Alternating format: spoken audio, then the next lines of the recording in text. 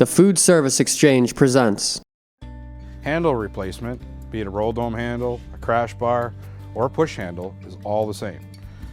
The bolts are always inserted from the inside, okay? So if you look in here, you'll see the bolt coming through the back end, behind the stainless, into the handle.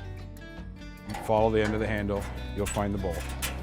7/16 wrench or socket to remove the fastener. Very simple. Same on the other side, loosen that. Voila, handle's off, okay? Replacement is in reverse order. A new handle will come with new hardware. Place it over the holes. The bolt and lock washer, as shown. Start it by hand.